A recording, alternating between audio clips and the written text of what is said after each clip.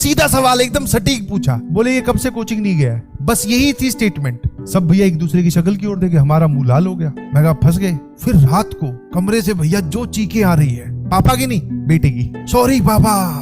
भाई साहब, एक लड़का था जो मतलब एक ही दिन वो कोचिंग गया होगा जिस दिन उसके पिताजी उसको छोड़ने आए थे फीस जमा करवाने, बस। उसके बाद में भैया कोचिंग नाम का शब्द वो जानता ही नहीं। वो कभी कभार संडे को मिल जाता था, क्योंकि संडे को हम लोग फ्री रहते थे, थोड़ी बहुत क्लासेस होती नहीं थी। तो संडे को एक बार मिला वो, उसने बोला कि उसके पापा आने वाले हैं, कल रात की ट्रेन है तो वो यहाँ पहुंचेंगे। तो बोले यार मेरे नोट्स वोट्स कुछ नहीं है, समझे। और जेई का स्टूडेंट था वो। बोले नोट्स वोट्स मेरे पास कुछ नहीं है, पिताजी आते ही देखेंगे और मारेंगे बहुत, क्योंकि उनको सिर्फ इतना ही बोलना है कि बेटा मैथ्स के नोट्स दिखा दे, नंबर तो बहुत दूर की बात है। तो जब पेन चलाया तो दिखाए। तो बोले यार एक काम करो, सब लोग अपनी अपनी एक एक कॉपी देकर मेरे कमरे में थोड़ा सा माहौल बना दो, मतलब पढ़ाई का।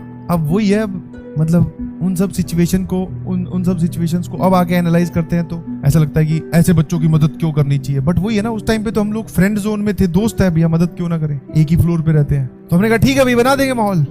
अब उसमें से हम मैक्सिमम तो जेई के थे, बट 2 बच्चे उसमें वो नीट वाले भी रहते थे। तो उसने क्या किया, ये कलाकारी ये वाली जो दरख्वास्त है उनके आगे भी लगाई थी। तो भैया मैथ की कॉपी इकट्ठी कर ली, जैसे हमारे पास मान लो 11th का एक कॉपी भर गई, दूसरी कॉपी चल रही है तो भरी हुई कॉपी उसको दे दी, उसने रख ली भाई। मॉड्यूल इकट्ठे कर लिए। हाँ वो बैग मॉड्यूल कुछ लेने भी नहीं गया, सिर्फ पैसे देने गया था, उसके बाद वापस आ गया। अब उसने क्या किया, बायो वालों से भी कॉपी ले ली, एक जूलॉजी बॉटनी की भी कॉपी फिट करके बैठ गया भैया। जब बोलते हैं ना किस्मत जब आपकी खराब हो, एक नॉर्मल सिचुएशन से भी फंस सकते हैं। अब हुआ क्या, अच्छा उसके पापा ऑब्वियसली पढ़े लिखे थे, मतलब ऐसा नहीं है कि वो गांव के कोई थे, बढ़िया शहर दिल्ली से ही लड़का गया था। वही पिताजी आने का वक्त हुआ तो ऐसा है ना, माहौल बनाओ, आप समझो ना। कॉपी वॉपी खोल के रख रहा है, सामने मॉड्यूल, इधर कॉपी खोल ली।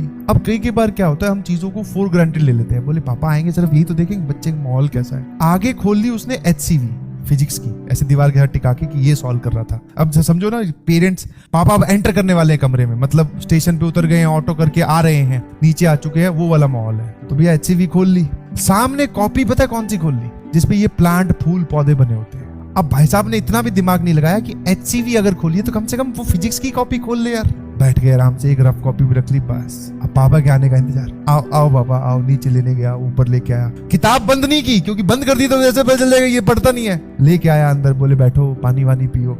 थोड़ी देर बाद में, हम लोग तो बाहर थे, आधे पौने घंटे बाद में उसके पापा ही हमसे आके मिले, क्योंकि उनको पता चल गया होगा कि उनकी औलाद की करतूत क्या है, और वो जानते हैं, सभी पेरेंट्स अपने बच्चों को जानते हैं। बाहर आए, हमें बुलाया। हमने लगा नॉर्मल वो तो होता ही है, किसी के भी पेरेंट्स आते हैं दूसरे बच्चों से इंटरेक्ट करते हैं, पढ़ाई कैसी चल रही है, माहौल वॉल सब ठीक है ना भैया, अच्छे से पढ़ते हो कि नहीं, ये वाली बातें। हमें बुलाया, सीधा सवाल एकदम सटीक पूछा। मतलब कई बार तो ऐसा होता है ना कि आप लेयर बाय लेयर सवाल पूछो तो हम उसमें झूठ ऐड करते जाएंगे। पहला ही सवाल, बोले ये कब से कोचिंग नहीं गया है? बस यही थी स्टेटमेंट। बेटा आप क्या करते हो, आपका क्या चल रहा है, वो कुछ नहीं। पहला सवाल क्या, ये कोचिंग कब से नहीं गया? सब भैया एक दूसरे की शक्ल की ओर देखे, हमारा मुंह लाल हो गया। मैं कहा फंस गए। या तो वैसे पूछे कि ये कोचिंग जाता है कि नहीं जाता है, तो इसमें हम थोड़ा कम ज्यादा कर सकते हैं कि हाँ अंकल जाता है। अब उन्होंने सवाल ही एफर्मेटिव सेंटेंस जिसको बोलते हैं, जिसपे आपको हाँ भरनी है, ऐसा पूछा है कि ये कोचिंग कब से नहीं गया है। अपने चुप, आसपास वाले भी चुप। बोले बता दो कोई दिक्कत नहीं है, बता दो। बोले इसको सुधार दो और कुछ नहीं है, और बोले मुझे कुछ नहीं है, मैं उसको उठा के ले जाऊंगा यहाँ से, बस ये बता दो कि ये कोचिंग कब से नहीं गया। और बोले पता चल जाएगा, मैं तो कोचिंग में जाके ही पता कर लूंगा। अच्छा उस टाइम पे अटेंडेंस मैनुअल हुआ करती थी, मतलब पंच वंच वाला सिस्टम नहीं था कि कार्ड दिया पंच करो वो सब, तो उसमें मैसेज वैसेज भी नहीं जाते थे। हम भी फिर अब वही है ना, सच वाली बाल्टी पूरी खाली है, झूठ की भरी हुई रखी है, अब कितना उसमें से उसमें डालें। जाता है अंकल, पढ़ता है, जाता तो है, कभी कभी मिस हो जाता है अंकल, तबीयत ठीक ना हो, गर्मी ज्यादा पड़ती है तब। अंकल बोले बेटा टोपी ना पहनाओ मुझे। बोले इस गधे को ये नहीं पता जूलॉजी तेरे सिलेबस में नहीं है, ठीक है, एक बार जाके देखो किताब किसकी खोल रखी है इसने। पढ़ HCV रहा है, सामने किताब खोले बैठा जूलॉजी की वो नोट्स। और मैं बोले अपने इस लाल की राइटिंग जानता हूँ, जमा के तो इसने आज तक कभी नहीं लिखा, तो मुझे ये पता चल गया कि कोचिंग इसका दूर दूर तक लेना देना नहीं है। बोले ये पता करो कि ये करता क्या है। मैं कहा अंकल रहता तो घर पे ही है, शायद घर पे अपना सेल्फ स्टडी करता होगा। अरे बोले स्टडी की तो बहुत दूर की बात है, इसको यही नहीं पता कि सिलेबस में क्या है, पढ़ना क्या है। स्टडी तो तब करें जब कुछ पता हो। समझाएंगे अंकल इसको, आप मत लेके जाओ। बोले समझा लो, मैं तो यहाँ छोड़ रखा है। उसके बाद में वो हमारे साथ मेस में खाना खाने गए, शाम का वक्त हो गया। फिर रात को कमरे से भैया जो चीखें आ रही है, पापा की नहीं बेटे की। सॉरी पापा। भाई साहब नहीं पापा, आगे से नहीं हो। पापा बोल रहे हैं बेटा तू पीछे से भी कभी नहीं कर पाएगा।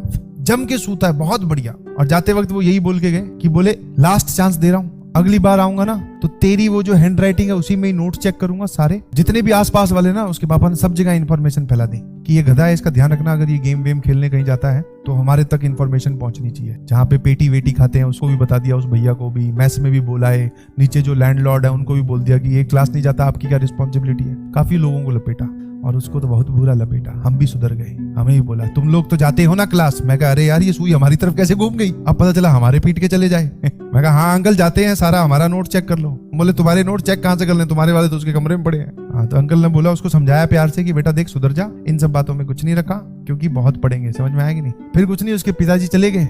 जाने के बाद में सारा कुछ छोड़ वोड़ आया उसको, वो ऑटो छोड़ आया, मतलब ऑटो में बैठ के स्टेशन तक छोड़ आया, अपने पापा को वापस आया। अब सारे वापस मंडली जमनी थी, फिर बिठा लिया। हमने बस उसको पीटा नहीं। मैंने कहा गधे तेरे को ये नहीं पता कि किताब कौन सी खोलनी है। बोले हाँ यार, एक मतलब उसको अब अपने पुराने एक्शंस को ऐसा नहीं है, मतलब उसके मन में कोई गिल्ट हो कि अरे यार अब पढ़ेंगे, ऐसा कुछ नहीं। बोले हाँ यार थोड़ी सी मिस्टेक होगी, बस वो फिजिक्स की कॉपी होती है ना, बच जाते हैं अपने।